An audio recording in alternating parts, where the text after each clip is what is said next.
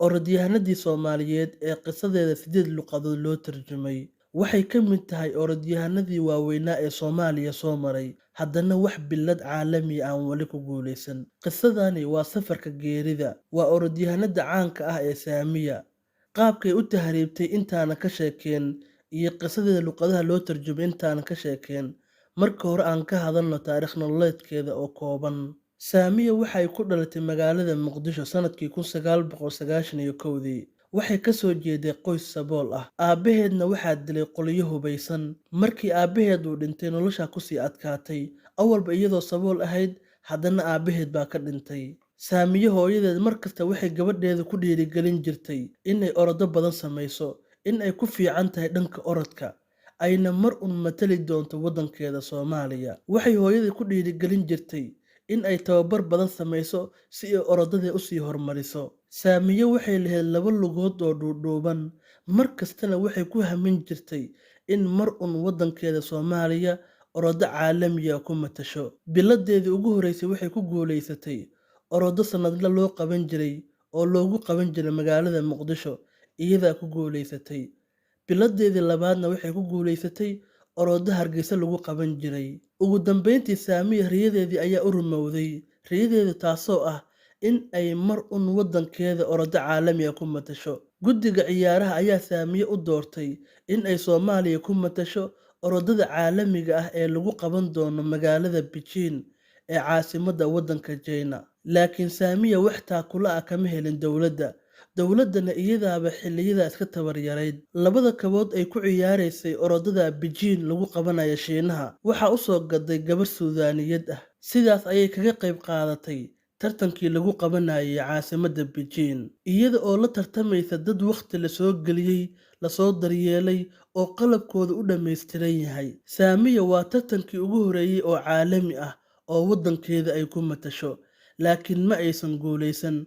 Bal waxaa la sheegaa in orodyahanada ay aad uga dambeysay. Guuldarada Saamiya waxay u dhigantaa sidii guul camal oo kale. Isku day fiican ayay samaysay, intii tabarteed ahna waa dadaashay. Intaa kadib waxay Saamiya u ruqaansatay in waddankeeda Soomaaliya ay ku matasho orodada caalamiga ah ee lagu qaban doono London ee Carigaas iyo Ingiriiska. Laakiin caqabada kaliya ee Saamiya haysatay waxay ahayd cid caawinaysa oo taakuleynaysa ma jirin. London yaa geyn doona, taasay su'aal ka taagan tahay. Laakiin ugu dambeyntii Saamiya go'aan aan fiicnayn bay qaadatay. Go'aankaasi waxa uu ahaa in ay tahriibto oo tahriib ay London ku gasho. Sidaas ay ku matasho Soomaaliya, orodada London lagu qabanayo ay ka qayb gasho. Laakiin tahriibka wuxuu u dhaxeeyaa nolol iyo geeri. Ama waa dhimanaysaa ama waa badbaadaysaa. Ugu dambeyntii Saamiya go'aanka tahriibka ay ku adkaysatay, wayna tahriibtay, wayna dhimatay. Ilaahay ha u naxariistee. Sanadka ay dhimatayna waxay ahayd 2012. Gabadhan aad u jeedaan haddeertaan ayaa safarka tahriibka ku wehelinaysay Saamiya oo way la socotay. Laakiin gabadha tan nasiib wanaag way badbaaday.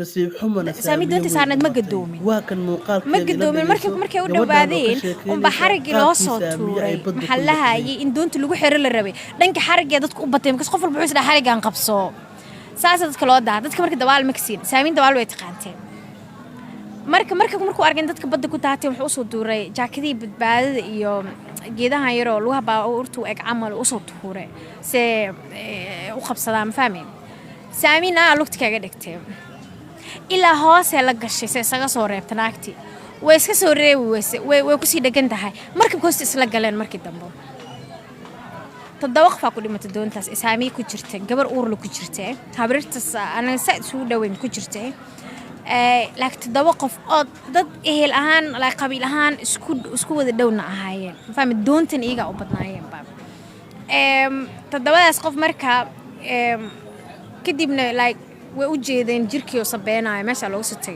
inuu suuxsanta inay dhimada qofna isku sii shideysay inay ogaato ka daba tagtay jirka qof meesha soo kale naxariisadka oga tagtay ma fahmay Saamiya qisadeeda luqado badan ayaa loo tarjumay qoraayo badan ayaa wax ka qoray waxaana ugu caansanaa qoraagii sheekafaneedka ka sameeyay ee reer Talyaani ee lagu magacaabi jiray Cotazzella iyada oo buugiisa luqado badan loo sii tarjumay inta aan ku sheegin luqadaha loo tarjumay marka hore qoraaga reer Talyaani sidee qisada Saamiye u cabiray. Qoraagan waxa uu ka dhigayaa in Saamiye ay badii ka badbaaday, ay Ingiriiska gashay, tartankii ka qayb gashay, ayna ku guuleysatay.